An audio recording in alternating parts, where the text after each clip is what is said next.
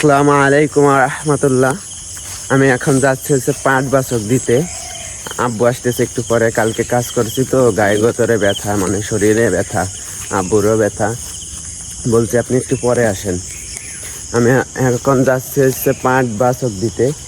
বাছক বলতে কি, আমাদের আঞ্চলিক ভাষায় বাছক বলি, কেউ কেউ বাস বলে। এই যে দেখেন পাট মাঠ ভরে, কেউ কেউ বাস বলে। বাস কি আপনাদেরকে বুঝাবো একটু পরে। কালকে এই যে কিছু দুই বাব্বিটা, মানে আমি আর আমার আব্বু মিলে এই কয়াটি দিয়ে গেছিলাম। পাটটা অনেকটা ভালো হইতে পারে নাই, কারণ বাড়ি কিছু নিয়েছিলাম ছাগলরে খাওয়ানোর জন্য পাটের পাতা। আর এইটা হচ্ছে, এখানে আছে হচ্ছে 110 আটি। তো বাস হচ্ছে কি, পাটের হচ্ছে মোটা মোটা পাট হয়, তো এর ভিতরে পাট ঘন থাকে। তো চিকুন চিকুন যেই পাটগুলো আছে ওইগুলো হচ্ছে কাইটে দিতে হয়।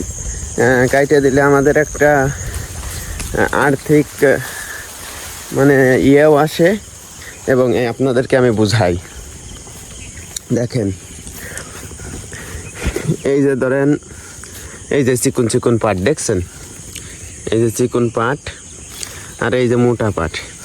এই যে এই চিকুন চিকুন পাটে কিন্তু পুষ্টি খাইতেছে, এগুলো কিন্তু বড় হবে না। হ্যাঁ, আর এই মোটা পাটে যখন এই চিকুনগুলা কাইটে দেওয়া হবে, তখন হচ্ছে এই মোটা পাটগুলো পুষ্টি পাবে এবং আরও বড় হবে, আরও মোটা হবে, আঁশ ভালো হবে। ঠিক আছে, এই আর কি। তো আমার তো আর ক্যামেরাম্যান নাই যে আমি মানুষের দিয়ে ভিডিও করে ভালোভাবে কেটে বা ভালো করে দেখাবো। আমি নিজেই ক্যামেরাম্যান, নিজেই সব। তো এইভাবেই দেখতে থাকুন। যতটুকু ভালো করে দেখানো সম্ভব ততটুকু ভালো করে দেখানোর চেষ্টা করবো ইনশাল্লাহ। আমার তো ক্যামেরাম্যান নাই, তাই আর কি আমি বাছক দিব কিভাবে দেখাইতে পারতেছি না। স্ট্যান্ডও নাই যে থুয়ে দেখাবো। তো বাছক দিই, সাথে থাকুন, ইনশাল্লাহ ভালো করে দেখানোর চেষ্টা করব। আমি জানি না আপনারা আমাকে দেখতে পারতেছেন কি না। এই যে যে চিকুন চিকুন পাটগুলো, এইগুলো হচ্ছে বেছে দিতে হবে। বাছক বলতে বেছে দেওয়া, ঠিক আছে, বেছে দিতে হবে, তাইলে এই পাটগুলো হচ্ছে মোটা হবে। তো কথা শোনা যাচ্ছে নাকি তাও জানি না, অনেক দূরে রাইখা আইছি ফোন। এই যে যেই চিকুনগুলা দেখতে পারতেছেন কিনা জানি না, এই চিকুনগুলা হচ্ছে কেটে দেওয়া লাগতেছে। এই যে দেখেন, যে চিকনটা কেটে দিচ্ছি, মোটাটা রেখে চিকনগুলা হচ্ছে কেটে দিচ্ছি। এটাকেই মূলত বাছক বলে। হ্যাঁ, এই যে মোটাটা দেখেন, আই রে মোবাইল পড়ে গেছে রে। তো বলছিলাম 5-6 আটি হবে হয়তো। আটি বলতে এই যে আটি তো বোঝেন, তো 2 আটি হয়েছে এই বইতে মাত্র, আলহামদুলিল্লাহ। মানে এই জমিটা শেষ। তো আর একটা আছে, ওইটাই দিব ইনশাল্লাহ, আজকে হয়ে যাবে। তো এরপরে হচ্ছে আমরা কালকে থেকে আমাদের গরুর যে ঘর নির্মাণের কাজ শুরু করব ইনশাল্লাহ।